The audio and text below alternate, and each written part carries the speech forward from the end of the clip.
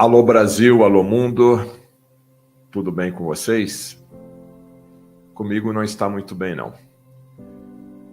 O espaço de hoje aqui do Fernando Beteti, o repórter saúde, é um espaço de agradecimento e de valorização em memória do doutor que salvou a vida da minha filha, do médico que salvou a vida da minha filha e de dezenas de milhares de outras pessoas pelo mundo. Um médico cardiologista que, inclusive, tirou milhares de pessoas da fila do transplante cardíaco. Imagine a alegria de uma pessoa, de um paciente que está na fila do transplante e depois recebe a notícia que não precisa mais fazer um transplante cardíaco. Eu jamais poderia deixar passar essa data de agradecimento para esse médico. Um médico que realmente fez da medicina um sacerdócio de ajudar outras pessoas. O médico que eu estou falando é o Dr. Stephen Sinatra, o médico criador da solução de Sinatra, um composto multivitamínico que salvou e salva ainda milhares de cardiopatas, milhões de cardiopatas pelo mundo. Um cardiologista que, através de observações simples, através de observações do dia a dia dentro de um hospital, conseguiu selecionar essas informações e preparar uma fórmula chamada, solução de Sinatra, que faz toda a diferença na vida de um cardiopata. Inclusive, essa fórmula eu sempre falo aqui, para as pessoas que me acompanham. Se você quer manter o seu coração saudável, você deve tomar essa fórmula. Se você quer evitar de ter problemas cardíacos, ou afastar o máximo possível problemas cardíacos, você deve tomar essa fórmula da solução de Sinatra. E se você é cardiopata, você é obrigado a tomar essa fórmula. Todo mundo conhece a história da minha filha, Priscila, uma cardiopata, nasceu com uma cardiopatia congênita que os médicos deram apenas 3 meses de vida para ela. Hoje ela tem 19 anos e faz o primeiro ano de medicina. Está viva graças a 2 grandes médicos, O primeiro e mais próximo, que acompanha o caso da Priscila, que é o Dr. Lair Ribeiro, médico cardiologista e nutrólogo.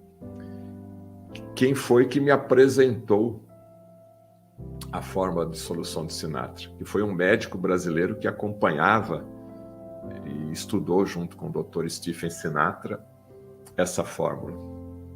E que nos seus cursos de pós-graduação em cardiologia, nutrologia, o Dr. Lair tem, salvo engano, ele mantém até hoje um curso específico sobre cardiologia metabólica, sobre problemas cardíacos, até porque o Dr. Lair Ribeiro, ele é cardiologista.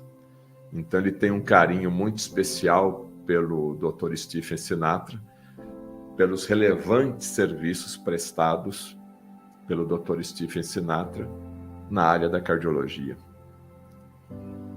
Eu, inclusive, como entrevisto dezenas, centenas de médicos, e quando eu entrevisto cardiologista, eu pergunto sobre cardiologia metabólica aqui para os médicos brasileiros cardiologistas. Poucos sabem da solução de Sinatra e da cardiologia metabólica. Por isso que eu acredito que a minha missão, depois que a minha filha nasceu, foi persistir nos programas nas entrevistas, nas lives sobre saúde. E eu tenho certeza que a solução de Sinatra, através do Dr. Stephen Sinatra, a qual eu tive a oportunidade de fazer 2 entrevistas com ele nos Estados Unidos, na cidade de Tampa, onde ele mora, no estado da Flórida.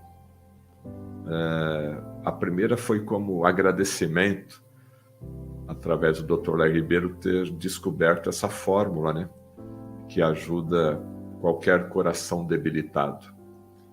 E quando eu estive com ele e ele ficou sabendo do caso da Priscila, ele ficou surpreso, né, e muito feliz por estar sabendo naquele momento que mais um paciente, né, tinha sido salvo pelos trabalhos, pelas pesquisas, pela divulgação da cardiologia metabólica e pela solução de Sinatra.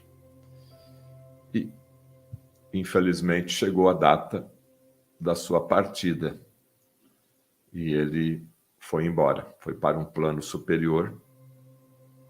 A família ainda está chocada e recebi um telefonema do Dr. Larry Ribeiro, sábado agora, passado, né, dia 25 de junho, onde ele me comunicava, né? O Dr. Larry Ribeiro tinha uma proximidade também com o Dr. Stephen Sinatra, em virtude dos cursos e das atualizações, né? Porque foi ele quem trouxe, o Dr. Larry Ribeiro foi ele quem trouxe as informações da cardiologia metabólica para os médicos brasileiros aqui. Pelo menos foi o principal, né, em termos de divulgação, já que a gente sabe da importância da comunicação na área da saúde, que tanto eu, entrevistando aí centenas de vezes o Dr. Larry Ribeiro, sempre nessa missão como porta-voz aí de notícias, de informações relacionadas ao mundo da saúde. Também o Dr. Larry Ribeiro ficou muito impactado, né, muito sensibilizado com essa notícia. E até nessa conversa que eu tive com ele, privativa no telefone, logicamente, nós achamos por bem fazer esse agradecimento em memória já ao Dr. Stephen Sinatra. E é fundamental que você, médico, que você, profissional da saúde, e para você também, paciente, que porventura tenha um cuidado especial com o seu coração, assista a entrevista que eu faço questão de reprisar aqui agora, né? É uma verdadeira aula de medicina, uma verdadeira aula de cardiologia. Logicamente, a entrevista foi feita em inglês, mas tem as legendas em português aí.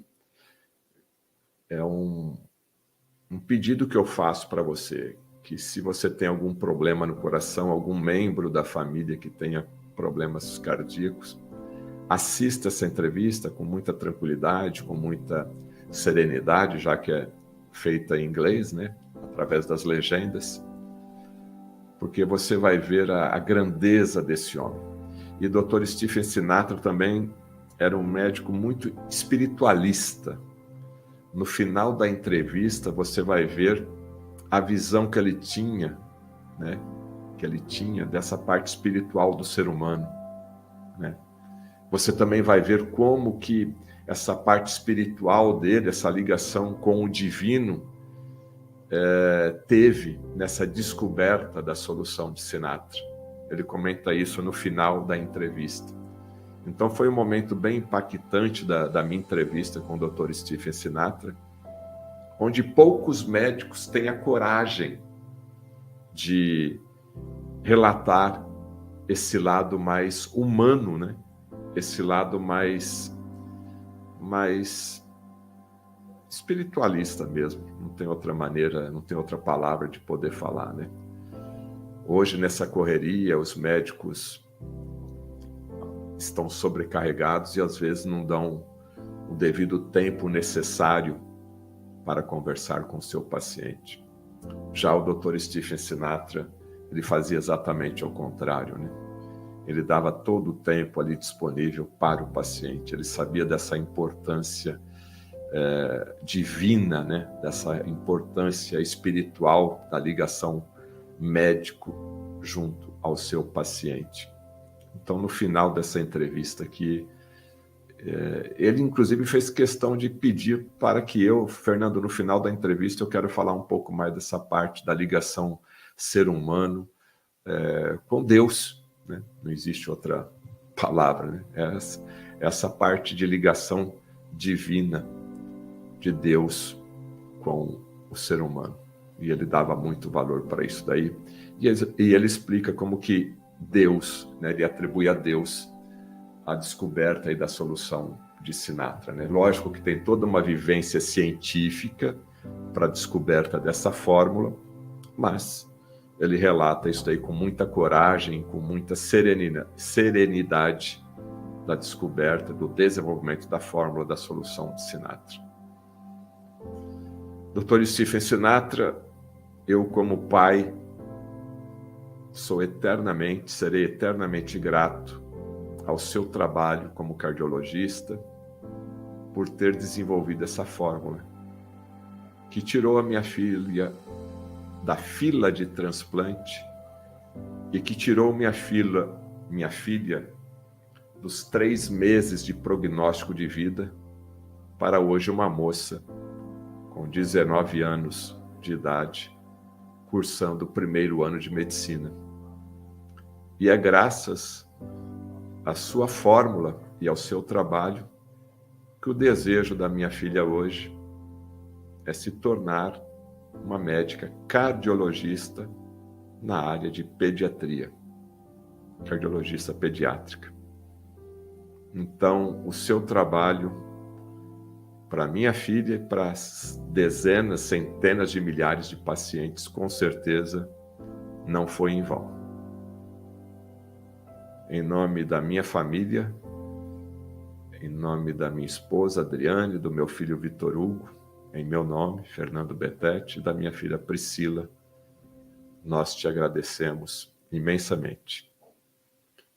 E que Deus, na sua infinita misericórdia, possa te receber em seus braços, e eu tenho certeza que a sua missão foi cumprida aqui na Terra.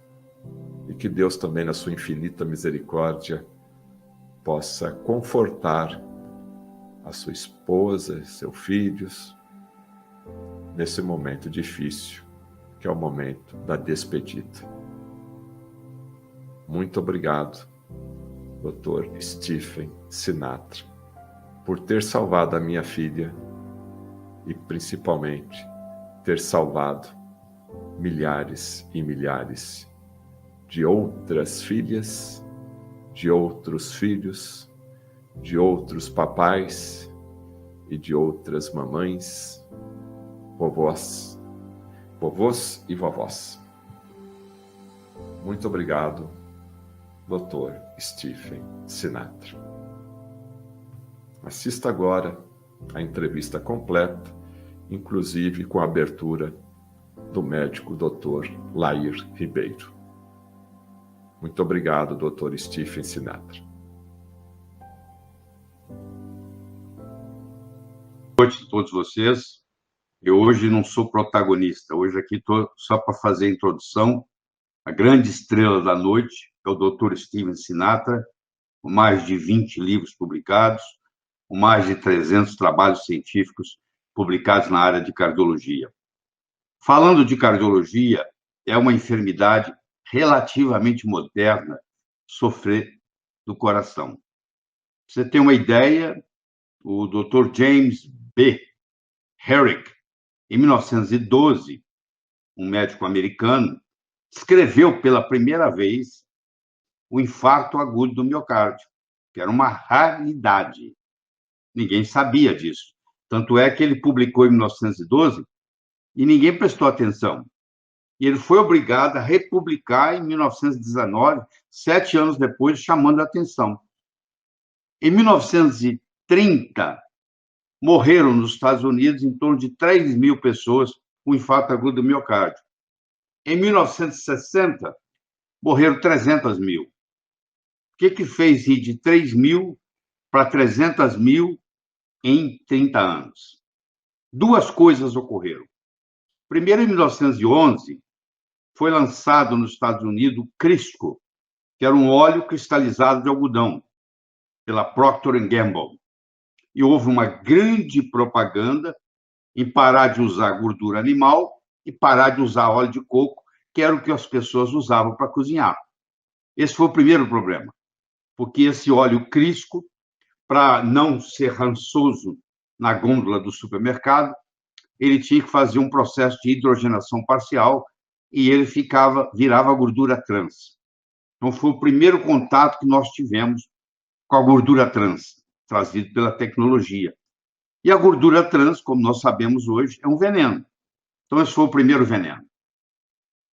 Nesse mesmo período, o consumo de açúcar aumentava. Você tem uma ideia, em 1700, nos Estados Unidos, ingeria 2 quilos de açúcar por pessoa por ano. Em 2010, 80 quilos por pessoa por ano. Então, aumentou 4.000% nesse período. Então, você junta a gordura trans dos óleos vegetais que você compra no supermercado com o grande consumo de açúcar, esses são os dois principais fatores desse aumento de hoje você ter como doença cardíaca como a principal causa de internação hospitalar e a principal causa de morte na maioria dos países no mundo, tá? Mostrando a gravidade do problema. Em 1948, com a preocupação que eles tinham de estar aumentando a doença cardíaca, eles criaram um estudo na cidade de Framingham, que fica a 40 milhas de Boston, em Massachusetts, e até hoje esse estudo epidemiológico continua e foram determinados os fatores de risco de Framingham. E entre eles surgiu essa história do colesterol. Só que, para vocês terem uma ideia, mais de 50% dos pacientes internados hoje no Brasil com infarto têm o colesterol normal. Vou falar de novo. Mais de 50% dos pacientes com infarto agudo do miocárdio internados nos hospitais brasileiros hoje, nesse momento, têm o colesterol normal. Então, essa teoria não explica nem 50% dos problemas.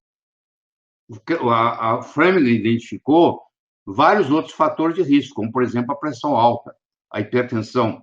Hoje nós sabemos que se você pegar uma população com mais de 65 anos de idade, 65% dessa população tem pressão alta. Se eu pegar pessoas com mais de 77 anos de idade, 77% dessas pessoas com mais de 77 anos têm pressão alta. Então, hoje é uma somatória de vários aspectos, vários riscos. Mas aí, nesse ínterim todo, então, surge essa figura, que é o Dr. Steven Sinatra, que era um cardiologista normal, membro do American College of Cardiology, hemodinamicista, fazia cateterismo e tudo mais, e ele começa a estudar a influência da nutrição no coração. É uma coisa que nós, cardiologistas, não nos preocupamos muito, porque a cardiologia é muito hemodinâmica, é muito física, é quase que um engenheiro, um cardiologista, ele olha o bomba cardíaca, o fluxo, como se fossem uns canos e tal, é como se fosse um sistema de hidráulica. Então, nós temos um pensamento muito matemático, muito de engenheiro nessa dinâmica toda. Mas o Dr. Steven Sinatra, com a criatividade dele, e com a inteligência dele, e com o bom senso dele, ele começou a perceber que existiam alguns nutrientes que faziam a diferença. E ele foi fazendo pouco a pouco. Ele começou com coenzima Q10, depois ele foi para a carnitina, depois ele foi para o magnésio, depois ele foi para a ribose, e finalmente ele fechou um estudo que ele chama de solução de Sinatra. Ele começou a ensinar na cardiologia e começou a recuperar pessoas. Então, ele tem histórias fabulosas de pacientes que estavam na fila de transplante cardíaco e que começava a solução de Sinatra e saíam da fila de transplante. Nós, aqui no Brasil, vivenciamos isso também. Então, isso fez uma diferença muito grande, porque a fila para transplante cardíaco é enorme e não existe coração suficiente para transplantar. E chega uma fase da pessoa que ela não tem jeito de fazer mais nada a não ser fazer um transplante. Pelo menos era assim antes do Steve Sinatra. E a mesma coisa acontecendo com a cardiopatia congênita, que a criança nasce com um problema cardíaco e entra em falência e morre. E tem alguns tipos de doença que é congênita que a própria cirurgia não consegue resolver, exigindo, às vezes, transplante cardiopulmonar, que não é feito nem no Brasil. E tem que ser uma pessoa, uma criança com mais ou menos o mesmo tamanho, né, e que compatibilidade imunológica, etc. Você vê que a coisa fica praticamente impossível e tem que ir lá na Europa ou ir lá nos Estados Unidos para fazer isso. Bom, ele começou a fazer isso, ele começou a ter sucesso, ele passou a publicar mais. Como eu disse, ele tem, se você olhar no Amazon.com, ele tem mais de 20 livros na cardiologia publicados, e ele tem mais de 300 trabalhos científicos publicados em revistas médicas americanas indexadas. Então, é um privilégio a gente poder assistir essa entrevista. Eu congratulo o Fernando Beteti por ter essa ousadia de procurar o Dr. Steve Sinatra, conseguir marcar uma entrevista com ele, sair daqui do Brasil, ir até Tampa, na Flórida, entrevistá-lo e editar essa entrevista, que vocês vão adorar, e tudo isso vai acontecer daqui a pouco. Fernando, com você.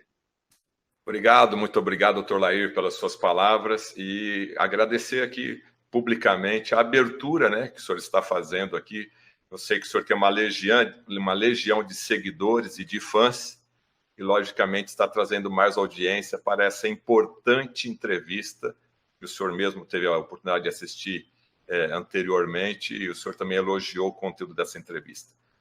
Mas, meus amigos, eu vou ser bastante breve. Eu conheci o Dr. Lair há cerca de aproximadamente 7 anos, e eu sou jornalista profissional na área da saúde, e quando eu fui entrevistá-lo, eu tive a oportunidade de perguntar sobre a minha filha Priscila.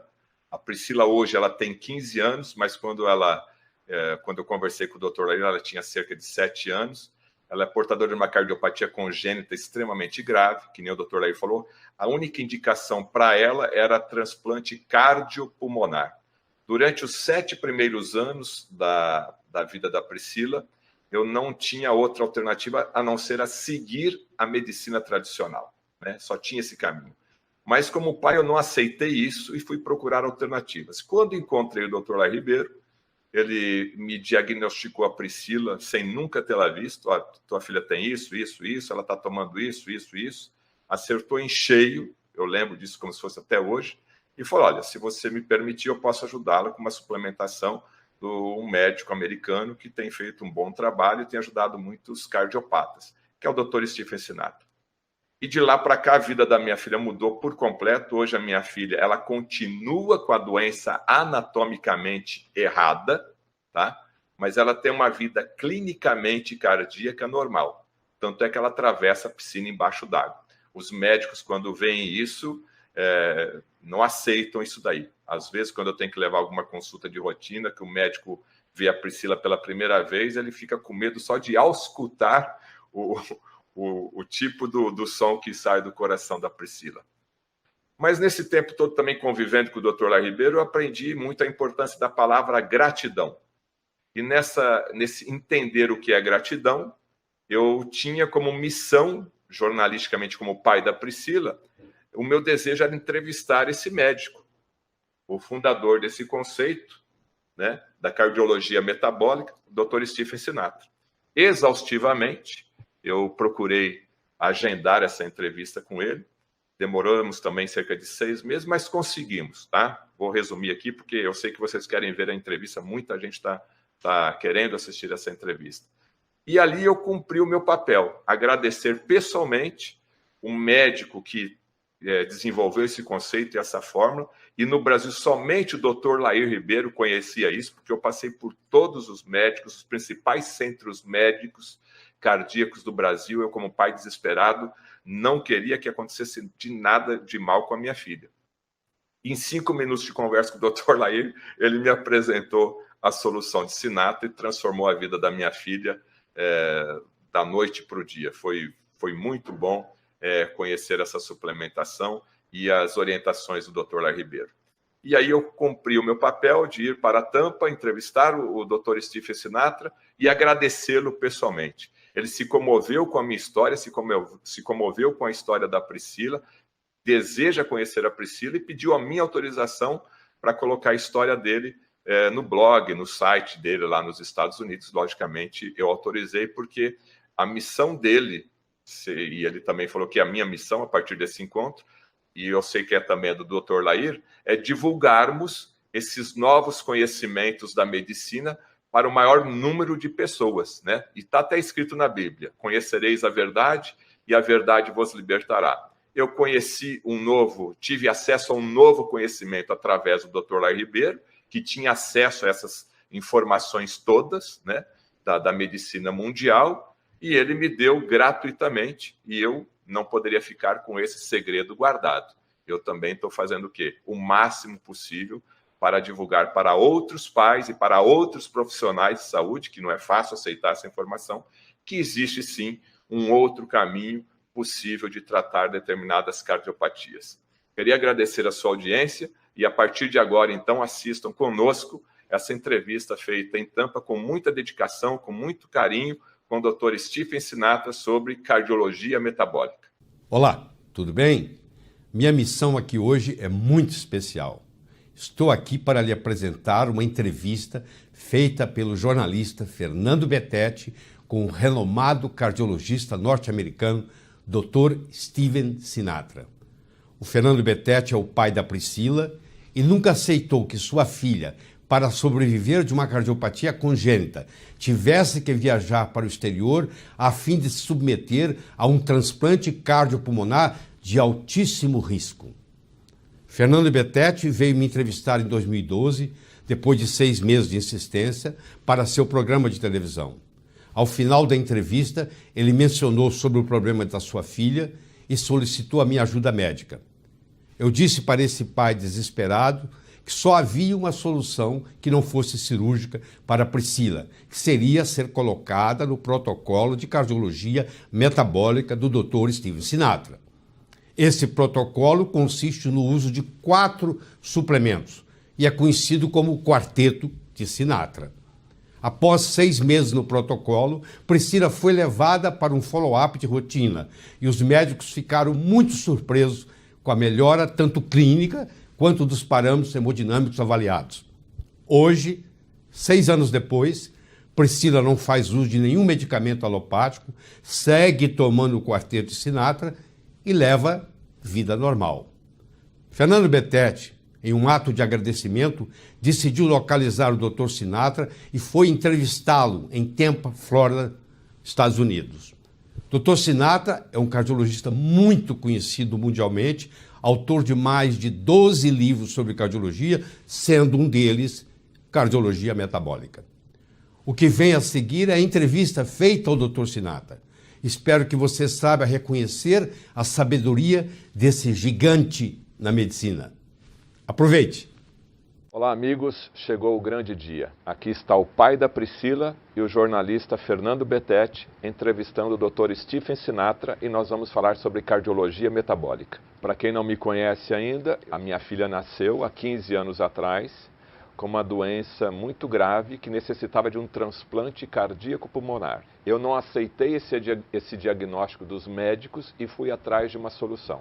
Nessa minha caminhada encontrei o médico Dr. Lai Ribeiro no Brasil, expliquei o problema da minha filha e ele me apresentou um suplemento chamado a solução de Sinatra. Usei a solução de Sinatra com a minha filha, em 4 meses ela mudou a saúde completamente para melhor. Há 8 anos ela usa a solução de Sinatra e tem uma vida completamente normal. E hoje é uma honra e um prazer estar aqui na cidade de Tampa, nos Estados Unidos. Viajei durante 9 horas, mais de 9.000 quilômetros para estar aqui com o Dr. Stephen Sinatra. E vamos conhecer então um pouco agora do Dr. Stephen Sinatra, esse homem iluminado que recebeu esse dom divino de ajudar as pessoas através da cardiologia metabólica. Dr. Sinatra, muito obrigado por o senhor estar recebendo a gente aqui para falar um pouquinho da sua vida, do seu trabalho e da cardiologia metabólica. Quem é Stephen Sinatra? Antes do Dr. Stephen Sinatra, um pouco da sua história familiar e por que escolheu a medicina. I started a career in medicine because of my mother. My mother, when I was 8 years old, was a brittle diabetic. And when I used to come home from school, sometimes I would find her on the floor in a coma. So as a young boy, I always lived in fear that my mother was going to die. So in order to save my mother, I decided to become a doctor. So when I attended college and went to medical school, I became very interested in metabolic medicine. Ok, mas antes de o senhor continuar falando sobre esse assunto, no Brasil, um médico se forma após 6 anos de faculdade e ainda tem uma residência médica obrigatória com média de 3 anos de duração, para se tornar um especialista. Como é a formação médica nos Estados Unidos? Sure. In the United States, we had 4 years of college, and then 4 years of medical school, and then 1 year of internship, and then after my internship, I decided to do 2 years of internal medicine residency. And then after I took the boards, the American Board of Internal Medicine exam, and became a board-certified internist, I attended 2 more years of specialized training in cardiology. So when I was about 31, I started to practice medicine after a long time. Por que escolheu a cardiologia e como era o seu dia a dia no hospital e consultório antes de perceber que a alopatia e os protocolos tradicionais não estavam ajudando seus pacientes? Como que o senhor se sentia como médico ao ver que os resultados não eram satisfatórios? That's a very interesting question. I chose cardiology because I liked the action of emergencies. In college, I was a wrestler. I was a Division I wrestler, and we wrestled at a very high level, and I liked competition. The combination of my college and the wrestling actually enabled me to get into medical school, which was at the height of the Vietnam War in the United States. I always thought I was going to Vietnam, but I guess God had another place for me. So I went into cardiology, worked with a lot of emergencies, saved a lot of people, unfortunately lost people, but I felt that cardiology was for me. And then I realized that the heart is a very complex organ, but it's very sensitive to very common nutrients. And I learned at an early age, for example, I've been using Coenzyme Q10 for more than 30 years, that this particular vitamin-like substance is vital for the heart. Quando e o que foi que aconteceu que o fez despertar para iniciar um novo caminho de tratamentos diferentes dos tradicionais protocolos médicos, aceito nos maiores e mais respeitados centros médicos do mundo? It all happened by accident. When I was introduced to Coenzyme Q10 over 30 years ago, I had a young woman the same age as me who had a baby, and she developed postpartum cardiomyopathy, which is very rare. She was in heart failure. She went from doctor to doctor. She was dying, waiting for a heart transplant. She saw me. I put her on Coenzyme Q10, doubled the dose every 3 weeks, and it was a miracle. She started to sleep through the night, was able to walk across the room, care for her infant child, and now she's 73 years old. Wow. She was placed in my path for a reason. I started with Coenzyme Q10 over 30 years ago, had her on magnesium around the same time. 15 years ago, or 20 years ago, I added carnitine. And then after I heard a lecture in Las Vegas in 2004, I added ribose. which I felt was the missing link in the whole concept of cardiac renewal. So it was by accident that I heard another board-certified cardiologist lecturing on ribose, and then it made perfect sense to combine the 4 nutrients together, because it drives ATP, or the energy of life, in a preferential direction in the body. Para mim, isso não foi acidente.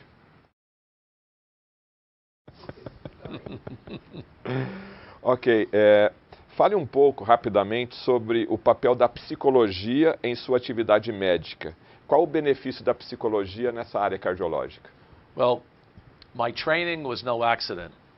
When I did a year of internship, I did not match in the United States. So I had no place to go, but by accident, my hospital and medical school did not match their psychiatry residency. So they offered me a position to take half psychiatry and half medicine. Another accident, but maybe no accident, maybe orchestrated by spirit, where now I was introduced to mind-body medicine. My interest in psychiatry then led me into more training in Gestalt psychotherapy and bioenergetic psychotherapy by Alexander Lowen, where many, many Brazilians attended the conferences. Brazilians are perhaps the second group in the entire world that have certified bioenergetic psychotherapists. So I trained with Brazilians for years, gone to many conferences in Western Europe, and it's been a real pleasure for me because so many Brazilians are now bioenergetic psychotherapists. Bom, vamos falar agora um pouquinho mais sobre as doenças cardíacas. Dr. Sinatra, de forma mais profunda, quais são as doenças mais comuns do coração e suas causas segundo a medicina tradicional, primeiro? Oh, that's very easy. Hypertensive heart disease and arteriosclerotic heart disease, which includes heart attack or people with heart cramping or angina, where they may get an angioplasty or bypass surgery, or many are treated with pharmacological drugs, as well as vitamin and mineral and phytonutrient support. Qual seria a causa disso? Tipo, a hipertensão. Na sua opinião, qual é a causa da hipertensão? The most common causes would be family history, genetics, certainly excessive salt intake, overweight status, emotional stress and turmoil, and some congenital factors as well as endocrine factors like hyperactive thyroid gland, hyperactive adrenal gland. Agora eu quero saber se essas mesmas doenças cardíacas, na opinião do Dr. Sinatra, têm a mesma causa, ou seja, se o senhor concorda com o que dizem os livros e as escolas de medicina, por exemplo, um infarto cardíaco é provocado pelo colesterol alto, hipertensão é provocado somente por sal de cozinha? There are many factors involved, multifactorial. Heart attack, in my opinion, is caused mostly by very thick blood with narrowing of blood vessels. Now, there are many causes of narrowing of blood vessels. Emotional stress, too much iron in the blood, too much homocysteine, a small cholesterol molecule called Lp(a), and the list goes on. But I believe that traditional cholesterol is only a small contribution to coronary artery disease. Ok. Para complementar a pergunta anterior, quando uma pessoa morre de infarto e aparentemente tem saúde normal, por exemplo, uma pessoa magra, índices normais de colesterol e triglicerídeos, às vezes é até um atleta, pela sua experiência e estudo, qual seria a explicação para essa morte de um infarto de uma pessoa normal? Stroke is very similar to heart disease. In other words, in heart disease, you can have a plaque inside the heart, and in stroke, you can have a plaque inside the brain. And people can have a hemorrhagic stroke if they burst a blood vessel in the brain, and the primary cause of that is high blood pressure. Agora que já temos um pouco mais de conhecimento sobre o coração e suas doenças, eu gostaria de saber como que foi migrar da alopatia, ou uso de medicamentos tradicionais, para o uso de suplementos nutracêuticos e a mudança de hábitos alimentares. Good question. First of all, as a doctor, whatever heals the patient is the most important. So sometimes I will need bypass surgery, sometimes pharmaceutical therapy, but many times I can use lifestyle habits, healthy diet, targeted nutrients, grounding or earthing, Yes. exercise, detoxification, and even mind-body like Tai Chi, Qigong, prayer, yoga, anything that attenuates the autonomic nervous system and brings the patient into a calmer state. Agora, o que é cardiologia metabólica e qual a sua contribuição para a cura ou grande melhora das doenças cardíacas e a volta de uma melhor qualidade de vida aos pacientes?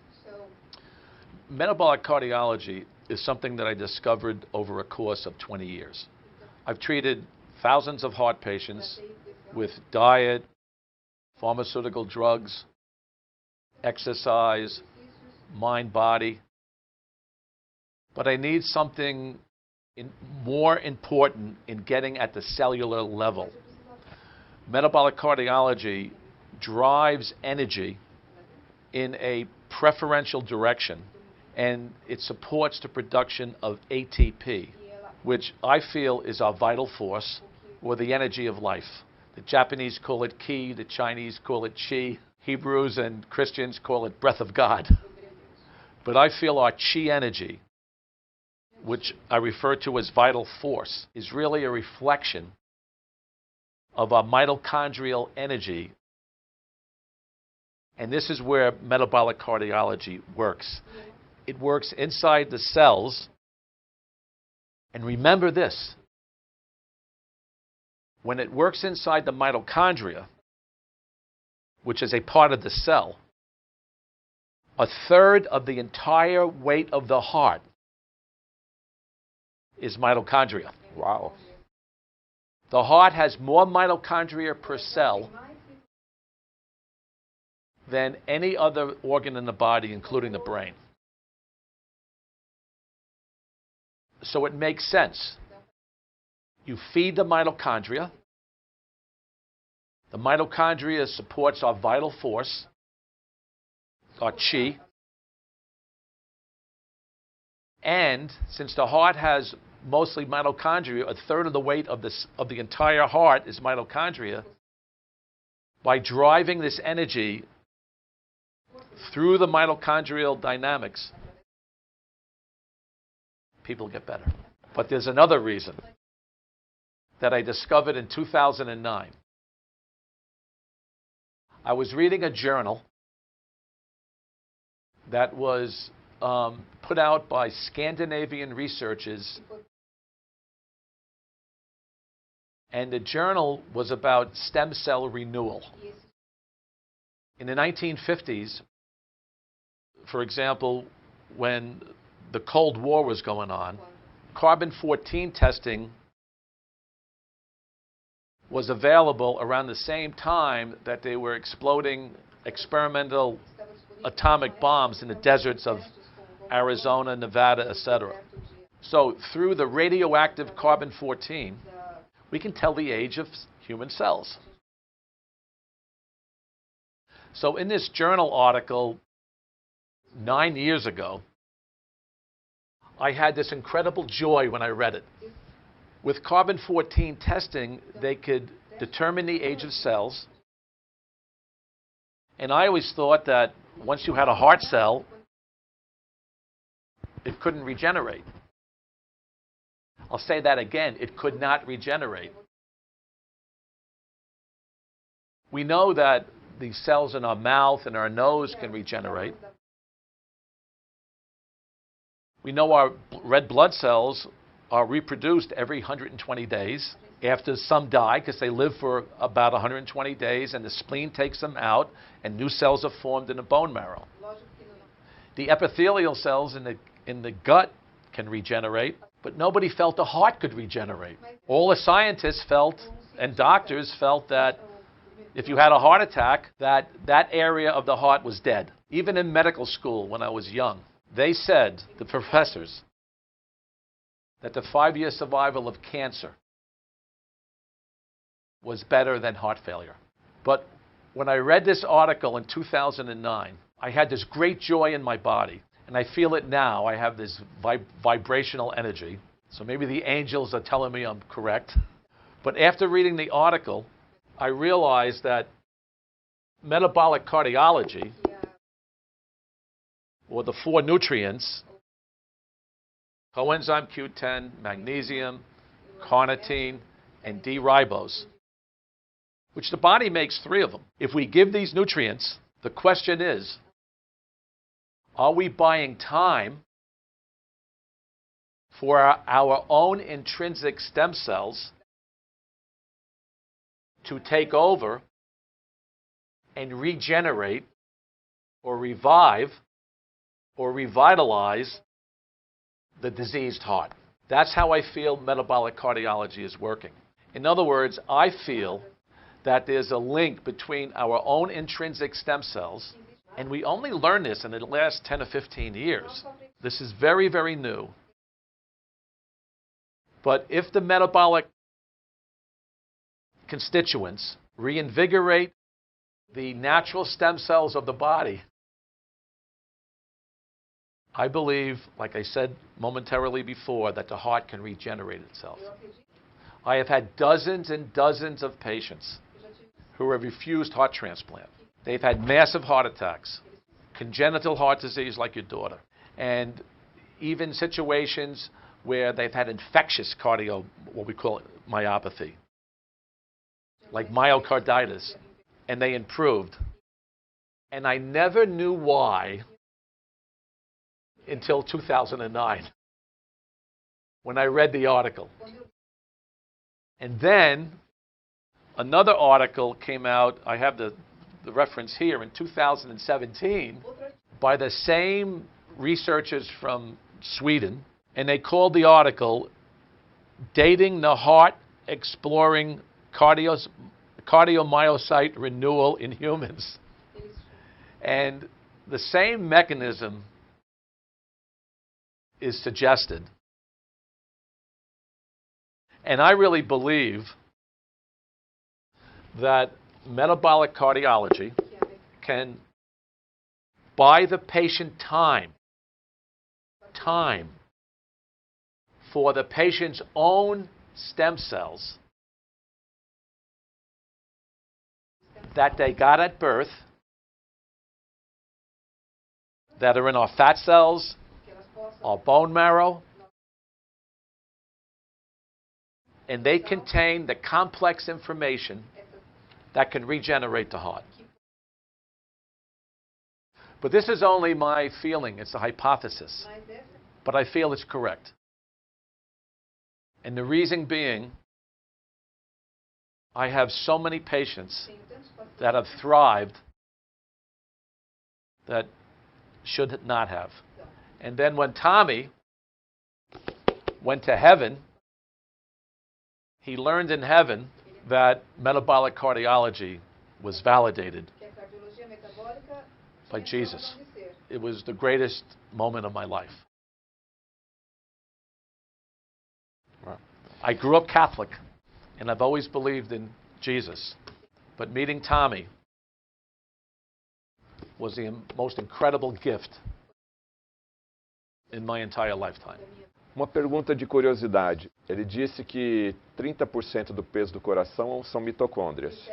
Yep. Uma célula normal tem quantas mitocôndrias? Uma célula cardíaca tem quantas mitocôndrias? Okay. In a heart cell, there are 5,000 mitochondria. In my biceps cell, there are 200. Muito So curioso. metabolic cardiology is best for the heart because of the ATP in mitochondria. E no cérebro tem quantas? The brain has lots of mitochondria. I don't know the exact number per cell. The brain, the kidney, and the heart, I believe, have the highest mitochondria in the body. Ok, vamos falar agora da solução de Sinatra, o que é e quais são esses suplementos e a função de cada um deles. Por favor, nos explique de maneira detalhada a ação deles em cada célula humana. Mas antes disso, gostaria de saber a história de cada um deles, como ele foi escolhido pelo Dr. Sinatra para compor a solução de Sinatra. Sure. The Sinatra solution includes 4 vital nutrients. 3 of the 4 are made by the body. Carnitine is made in our kidneys predominantly. Okay. The ribose is made by cells in the body. In high school biology, we call it the pentose shunt. And CoQ10 is made by all our cells. The problem is when people become ill, many of these nutrients are used up very quickly to thwart off or to combat what doctors call free radical oxidative stress. So most people can make enough nutrient to keep them well. However, environmental toxins, congenital factors, overwhelming high blood pressure, poor diets, chemicals or insecticides or pesticides, and the list goes on, can cause an inexorable drain of these vital nutrients. So it's very important that we take them as supplements, given the fact that we live in a toxic environment in the computerized world. And remember, it's not just things we can see that are the problem. For example, the cellular phone and computers and Bluetooth and cordless phone can put out invisible signals that are toxic to DNA. So now the world is worse. We have chemicals, environmental toxins, and now we have an enormous amount of EMF, electromagnetic forces, that insidiously damage our cells. So it makes sense for us to take antioxidants, do a healthy diet, do some grounding and earthing, so we get free electrons into the body, so we can live better in our computerized, increasingly toxic world. Então vamos começar pela L-carnitina. O que é a L-carnitina? Qual a sua importância? As ações esperadas no corpo e principalmente no coração. Quais doenças cardíacas que a L-carnitina pode ajudar? Yeah. L-carnitine is very important because it helps transport fat in the mitochondrial membrane. It acts like a ferry boat where it takes in fat that we eat and it's metabolized in the cell. And then the carnitine acts like a shuttle. It helps to take the fat into the cell, and then it takes the metabolites, which can be toxic, out of the cell. So we call it a carnitine shuttle. Shuttles fats in, takes toxic metabolites out. And I learned in my early age as a cardiologist, maybe in my late 40s, that carnitine and CoQ10 have a synergistic response. And I started to use them together after I wrote a book on carnitine, and I realized how complementary they are. Because remember, the essence of life, or the breath of God, or the key energy, or the chi energy, is really mitochondrial energy. So coenzyme Q10 and carnitine help to turn over ATP in the mitochondrial membrane. D-ribose, which is made by our cells, is a 5-sided sugar. And it's the center of the ATP molecule. So ATP, or adenosine triphosphate, is an adenine ring, ribose, a sugar molecule, and 3 phosphate groups. It seems complex, but it's very simple. It's the energy of life, because when we do any activity, like my talking now, ATP is constantly being utilized because the last phosphate group is cleaved off, and that gives me the energy, for example, to talk. We only have 8 seconds in the body. That's why the German war criminals knew that cyanide could be very deadly, because it shuts down the Krebs cycle, and we only have 8 seconds of ATP. So if the Krebs cycle is poisoned with cyanide, you can't function. Agora quero saber um pouquinho mais sobre o magnésio, o que é, qual a sua importância, ações esperadas no corpo e principalmente no coração. Doenças cardíacas mais comuns em que o magnésio ajuda a tratar ou prevenir. Magnesium is a vital nutrient. It's involved in over 300 enzymatic reactions in the body. The most common heart problem in the USA, and probably Brasilia as well, is mitral valve prolapse. We know that magnesium and coenzyme Q10 can fix perhaps 80% of the symptoms associated with prolapse of the mitral valve. Perhaps 5% of the population in the USA have mitral valve prolapse, and over time can cause leakage of the mitral valve. But very rarely do people need surgery. Magnesium and CoQ10, in my experience, are lifesavers when it comes to mitral valve prolapse. I would also use carnitine and ribose if my patient did not respond to magnesium and CoQ10. Qual a relação entre magnésio e hipertensão? Pode ajudar? Oh, good question. Many people are hypertensive because they have low magnesium in the body. I don't know about Brazil, but in the United States, the agricultural soils are severely depleted in magnesium. Magnesium is plentiful in fruits and nuts, but if the soils don't contain enough magnesium, you need to take as a supplement. Personally, every night before bedtime, after I brush my teeth, I take 3 capsules of magnesium, 300 milligrams. It's like brushing my teeth. Relembrando a pergunta anterior, qual tipo de magnésio é usado na solução de Sinatra? Oh, I use 4 different types of magnesium in the Sinatra solution. I've been working for a company called Healthy Directions for almost 25 years, and I formulate vitamin and mineral products. And the magnesium formulation that I use is a combination of 4 different types of magnesium.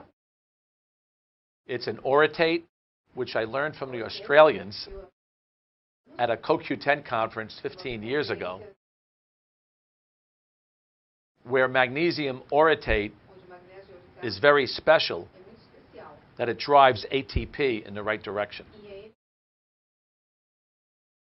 It's not readily seen in magnesium supplements in the USA. And I don't know about Brazil. But I like it in combination with magnesium glycinate, citrate, and magnesium taurinate. And then I use the magnesium orotate with the other three, and I call it broad spectrum magnesium. Now, the most common magnesium is magnesium oxide. Perhaps you use milk of magnesia in Brazil. The magnesium oxide stimulates the large bowel, and that's why we use it to get better flow of stool, and why we use it in constipation. Vamos falar um pouquinho agora sobre a D-ribose. Qual a função dela e o que ela ajuda especificamente? Well, D-ribose, like I said before, is made by the body. And it's the center of the ATP molecule. So it's very important. And what happens in people with heart disease, any form of heart disease, ischemic heart disease, valvular heart disease, congenital heart disease, is that the ribose is used up very fast, and the body cannot keep up making it. In other words, the body falls behind. Production cannot keep up with the utilization. So there's a mismatch. So in any form of heart disease, you must give the patient ribose. Because if there's not enough, if it's used up, you have difficulty forming enough ATP, which, as I said before, is our chi. It's our energy. So we need to give ribose. Now, if I knew about ribose when I was wrestling in college, I think I would have done a lot better. People in sports, baseball players, football players, long-distance runners, a lot of them take ribose because it helps regenerate the energy in the body. And in a patient with congenital heart disease where energy is starving, ribose is very, very helpful. Ok, agora para terminar a solução de Sinatra, eu quero saber sobre a coenzima Q10, o que é e qual a sua importância tanto no coração como para o cérebro. Coenzyme Q10 is made by the body, and it's absolutely vital for life. Coenzyme Q10 does many things. It has a slight blood thinning effect. It's a membrane stabilizer and a sine qua non of aging, of getting old, is when the cellular membranes have space between them. When the cellular membranes are tight, then toxins can't get in. So what CoQ10 does, it stabilizes the outer cellular membrane, and that's why it's believed to be very useful in anti-aging. The most important aspect of coenzyme Q10 is its bioenergetic effect. What coenzyme Q10 does in the inner mitochondrial membrane is that it turns over and helps to regenerate ATP. So biochemically, in patients with heart disease who need more energy, it makes perfect sense to take CoQ10 because the extra CoQ10 will drive ATP in a direction to create more energy. And energy is the essence of life. Agora, quem deve tomar a solução de Sinatra tem contraindicação? É importante para prevenir doenças? Qualquer pessoa pode tomar a solução de Sinatra? I think anybody over the age of 40, I've written in my books, should take these nutrients. But coenzyme Q10 is number one. This is the most important nutrient I believe anybody could take. Even healthy people over the age of 40. Recently, I've been thinking about 30 because of the computerized age that we live in. Because coenzyme Q10, not only is it a perfect antioxidant and membrane stabilizer, and helps to thin the blood a little bit, but as I said previously, it has a bioenergetic effect. Since the body makes it, there are really no contraindications. The only problem, and it's very, very rare, is that the blood thinner called Coumadin that we use in the United States has a similar structure to CoQ10.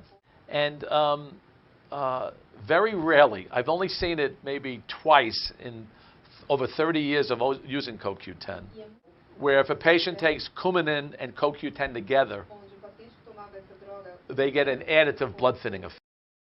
But I believe, other than taking Coumadin, and I think 99.9% of people can take it anyway, anybody can take coenzyme Q10. So for me, there's no contraindications. Vamos mudar pouco de assunto agora, deixando a solução de Sinatra agora, que já aprendemos pouco. Vamos abordar agora colesterol. Então, eu quero saber o que é essa molécula, qual a sua função no organismo, precisamos ter medo do colesterol e qual a relação do colesterol com doenças cardíacas. Cholesterol is very necessary for the human body. We need cholesterol to live.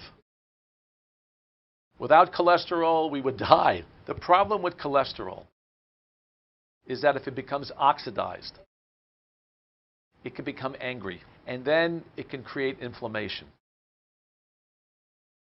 However, we need cholesterol to thrive. For example, cholesterol it's needed in our brain to create neurotransmission between neurons. Cholesterol helps to form our hormones. Estrogen in the woman, testosterone in the man, and many other hormones as well. Cholesterol lubricates the skin. Cholesterol is vital important for what we call bile salts in the gut for absorption. The only problem with cholesterol is, like I said momentarily, that if it becomes oxidized or angry, it can create inflammation. Inflammation is the cause of coronary artery disease. Cholesterol is a very small player when it comes to atherosclerosis. É usado protocolo médico para combater o colesterol, que são as estatinas. Qual o efeito colateral das estatinas? One of the major side effects of statins is muscle pain and weakness. Sometimes people have difficulty with their legs, they have cramping, they have pain in their legs.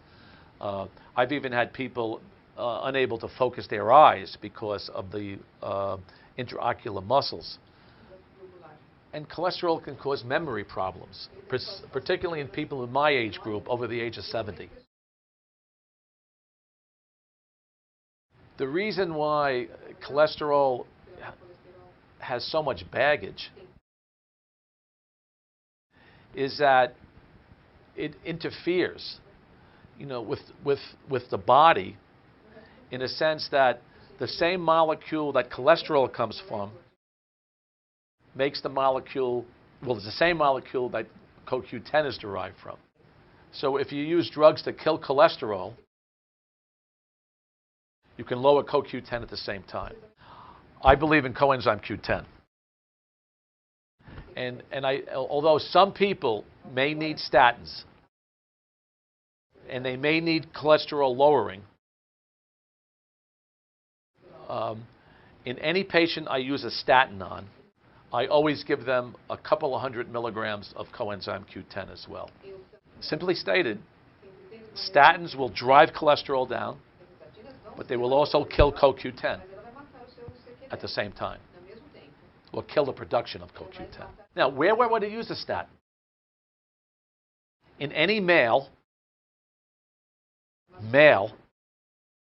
over the age of 30 to 40 and under the age of 75 with proven coronary artery disease. I would use a statin, and I give CoQ10 at the same time. But my belief in using a statin is that it's a tremendous blood thinner.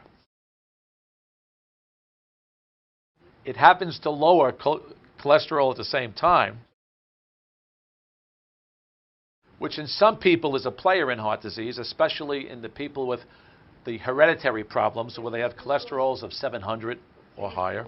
But I just feel that coenzyme Q10 is so important and vital for the body that when I do give it to males, I always supplement, as I stated previously, with coenzyme Q10. I don't like statins in women. I just have not been convinced that statins really work in women. However, if I had a woman with far advanced coronary disease, angioplasty, bypass surgery, they've done it a second time, she's not getting better, and my back is against the wall, I'll choose a low-dose statin. I do not use statins to treat high cholesterol.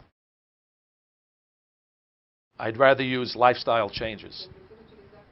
Na sua opinião, quais suplementos ajudariam a combater o colesterol? Well, coenzyme Q10 prevents the oxidation of LDL. That's why I like it. Remember, if the LDL is not oxidized, no problema.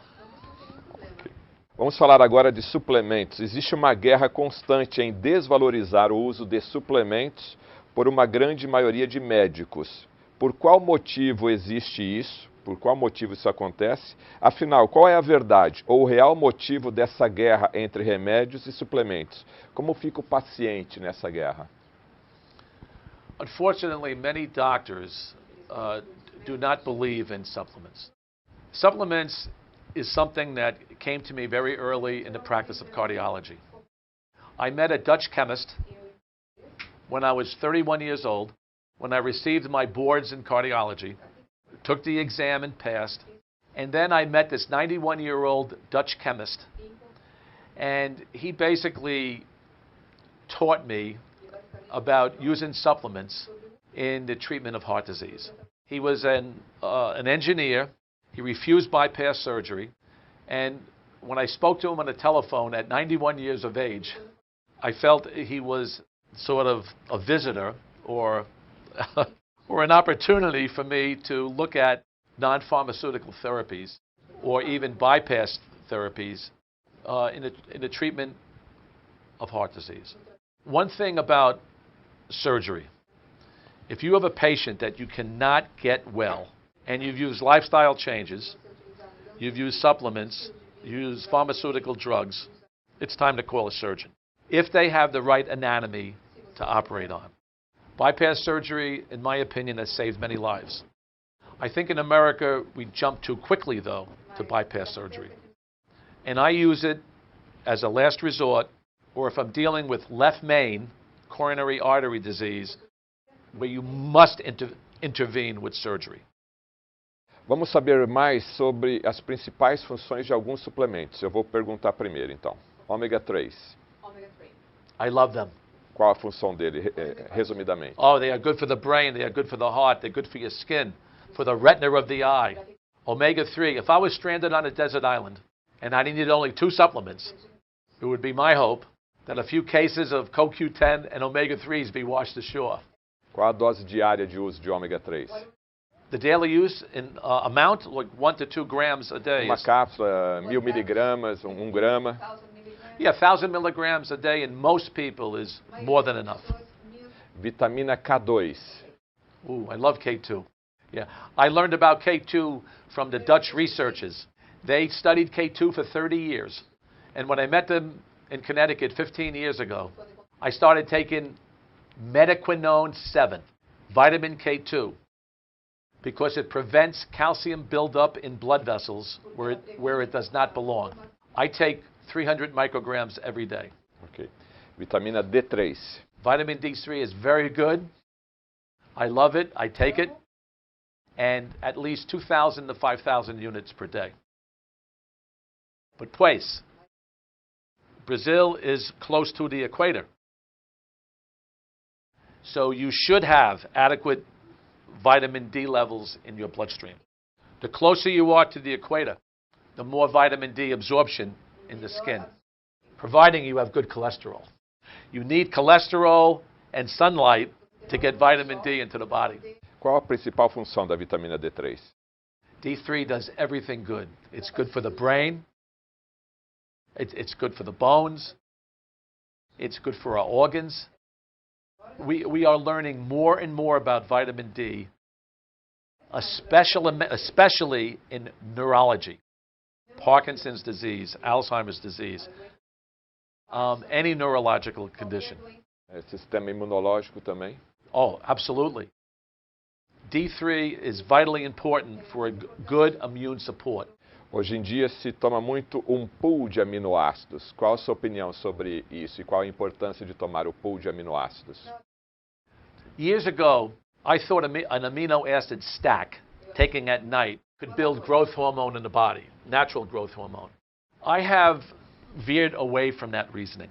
However, there's one amino acid called L-arginine, which can be very helpful to people because it can help breathe in nitric oxide, which is a very vital nutrient today. Remember, the Nobel Prize was discovered about 16 years ago on nitric oxide, and I believe in the future it's going to be a very important substance to take. So instead of an amino acid stack, if you wanted to take L-arginine, that would be fine. One more important, coenzyme Q10 in the rabbit model has been shown to have a nitric oxide effect. This is very recent literature, and I feel that more information on CoQ10 is going to come out in the future as being even a more miracle nutrient. Óleo de coco. Coconut oil, it's okay. There is mixed literature on it that saturated fat can be pro-inflammatory. I personally like coconut oil. I like olive oil more. I think olive oil has much more medicinal impact, and I feel that olive oil is the secret sauce of the Mediterranean diet. I like it much better than coconut oil. Como que você consome o azeite de oliva diariamente? The best way to consume it is to drink it.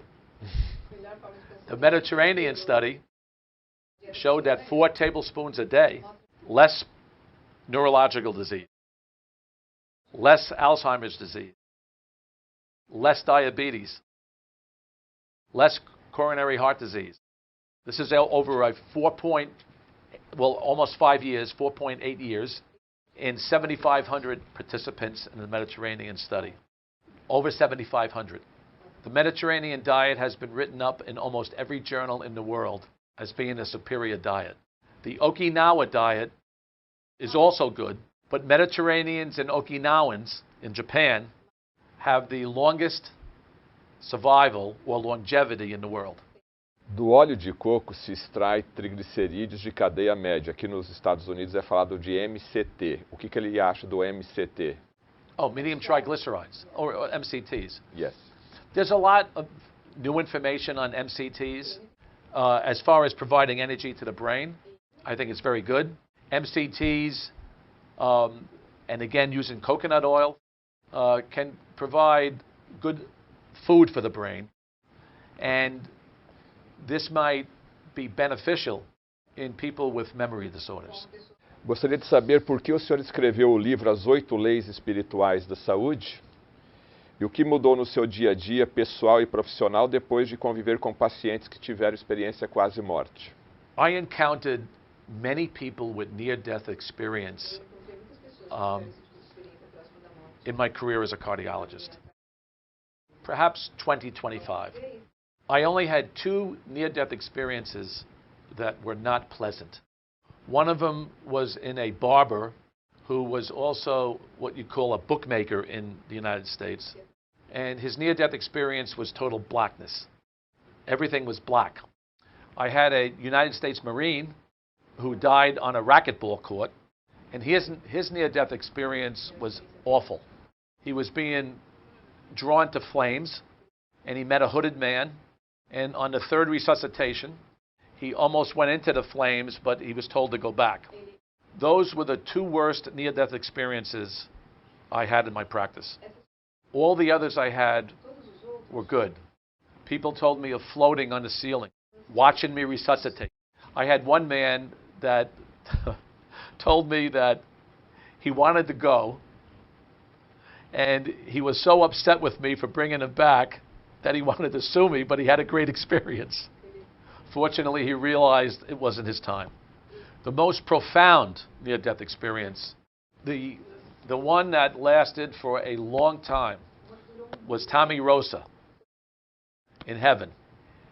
His near-death experience was an education where he learned several laws of nature, so to speak. And we wrote about them in the book. And in his near-death experience, the lessons of love, of connection, faithfulness, vital force, grounding, self-love, purpose, all the things I preach in my psychology training and my cardiology training, he learned in heaven.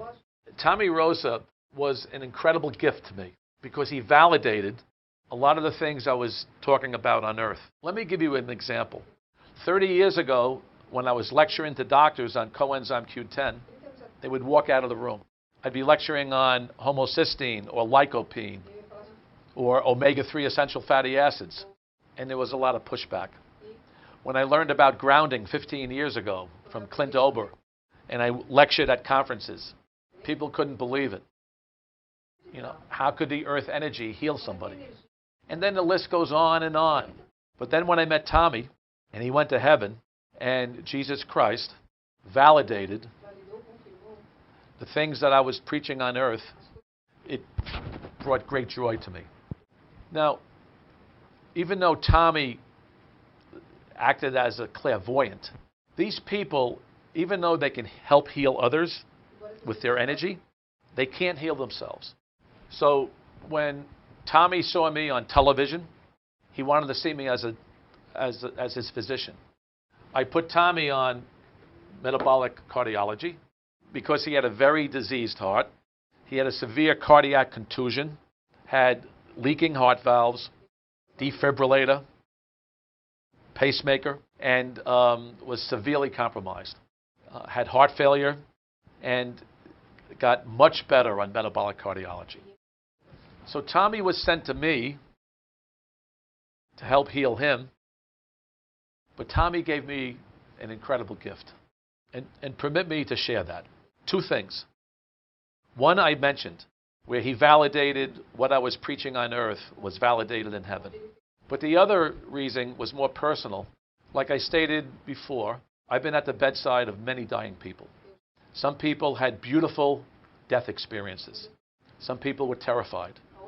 And since I've been in that bizarre situation, even my own parents, my father died suddenly in my arms from a dissection of the aorta, and I couldn't bring him back. My mother, who was diabetic, she died in my arms, and I did a deathing experience with her.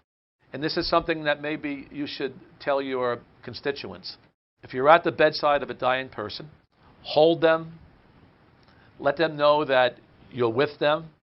And the important thing is to think pleasant thoughts. Once you get involved with the fear of dying, that fear can overwhelm you and control you. So now when I'm at the bedside of a dying person, I ask them to think pleasant thoughts and to look for a light. Look for the light. Because as the person is passing, they're very comforting words to give them. And those are the words I gave my mother. And she passed in my arms, which was a beautiful death experience. So this is what Tommy did for me, and will do for you and your daughter and every human being on the earth. You do not have to fear death. Believe me, I fear death because I've had a lot of bad experiences with patients in terror. But after meeting Tommy, we are all going to a better place. And I'm not afraid to die anymore. Tommy met his grandmother, and he met his father in heaven in spirit form. So I just feel with Tommy's experience and all the other life after death experiences I've had, I just feel it's God's gift to me in bringing Tommy to me and bringing all those other people. But 20 years ago or 25 years ago, it wasn't a good idea to talk about life after death because it was very uncommon in books and TV shows. Now it's more common. I wrote in this book at the very, very end that Tommy Rosa is a canary in the coal mine. Remember, a canary in a coal mine was used to determine that if the canary survived the coal mine disaster, the men would survive. So at the end of the book, this is what I said. Tommy and other NDEs, because we're seeing a lot of them lately, are the canaries in the coal mine, or the messengers to all mankind. In the final analysis, we should all be asking ourselves the most important question. Why am I here? Why are you here? What is my life's purpose? When and how do I prepare for going home? Qual a mensagem, então, para a gente finalizar, do Dr. Stephen Sinatra deixa para que os nossos amigos que nos assistem possam viver mais e melhor? The most important thing that I can recommend to our viewers is to tell the truth at all times. If you follow your truth and you tell the truth, I believe you'll live a long life. And the reason why I say that is my experience of earthing and grounding. We realize that as soon as you put your bare feet on the ground, you get a balance of the autonomic nervous system. It's almost like when a person takes a lie detector test. When a person does not tell the truth, there's an autonomic discharge from the nervous system, and over time, that can cause problems in the body. We call it autonomic hyperarousal. When I learned that grounding regulates the autonomic nervous system, and then I realized that telling the truth also regulates the autonomic nervous system, I thought about my worst high blood pressure patients in my practice. This is only an observation. You won't read this in the literature. The worst 5 patients I had where I could not get their blood pressures down with all sorts of therapies, mind, body, diet, pharmaceutical drugs, you name it. These patients weren't telling the truth. They went through life as a lie. So I would say that's very important for our listeners. I can say one more important thing if you like, if we have time. Follow your intuition. For men like you and me, it's difficult for us to understand intuition. Women have it better than us. Women are the stronger sex. I believe that. However, when a woman becomes more like a man, she develops a male-oriented disease, which is heart disease. In the United States, men were developing heart disease much more than women for decades. Then in the late 1990s, women were getting more heart disease than men. That's why I wrote the book, Heart Sense for Women, because I was seeing more women in coronary care units. And what I learned as a psychotherapist and as a cardiologist was this. If you have to be like a woman, act like a man and work like a dog, that's a bad scenario for women in the 21st century. I mean, women today have full-time jobs, they're caretakers for their parents, they take care of children, they chauffeur children, they cook meals. Some of them are the only breadwinners if they're divorced, and they suffer. The greatest gift a woman has is her inner voice or her intuition. But here is the problem. If the woman, in her pursuit of success, competition, working in the workplace, if she doesn't listen to that inner voice and shuts off her right brain and gets more involved with logic and reasoning, she turns off her intuition. And when she does that, I believe as a heart specialist and as a psychotherapist, she invites heart disease into her life. So women who cultivate their intuition and follow their intuition, that inner voice which tells the truth, that's the greatest gift women have. So I wanted to just share that as I learned that over 4.5 decades of being a heart specialist. Agora uma mensagem especial para a Priscila, minha filha, que representa nesse momento milhões de crianças ou adultos que nascem com uma cardiopatia congênita, ou até mesmo aquelas pessoas que adquirem uma doença cardíaca no decorrer da vida, e que muitas vezes são desenganadas pela medicina tradicional. Eu não aceitei o diagnóstico que foi dado para minha filha, procurei alternativas dia e noite durante 8 anos que pudessem salvá-la. Atravessei o Oceano Atlântico para, em primeiro lugar, agradecer ao Senhor por ter tido a luz de criar a solução de Sinatra, e agora minha missão de vida é ajudar milhões de famílias que precisam saber que existem outros caminhos para uma vida saudável, mesmo para os cardiopatas. Uma mensagem para a Priscila. I'm very touched by your story, and you must have suffered immensely as a parent, knowing that your child had a life-threatening illness. Let's look at the spiritual side of this. I believe that this was placed in your path because you are an excellent, outstanding communicator. You are the voice of the people for Brazil and other Portuguese-speaking peoples as well, where maybe the tragic suffering you endured with your daughter's illness now gives you not only hope, but inspiration to share with others that miracles do happen, and that if you follow the truth of your heart, that sometimes there are very, very happy endings.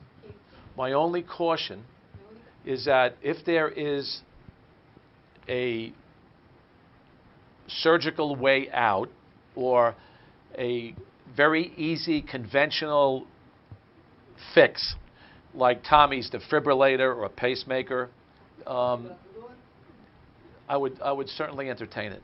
One thing about medicine that I can tell you from being a doctor for 45 years, things that we thought were dogma 10 or 20 or 30 years ago are false now. And new technologies can be developed where we can get our life back. But for now, I believe that ATP, our chi energy, our ki, our breath of God, and Tommy's experience, for now, we can rely on God's simple cures. But I will not rule out advanced technology in the future, because we all need hope. Thank you very much, Muchas Doctor. gracias. Thank you very much. Thank you very much.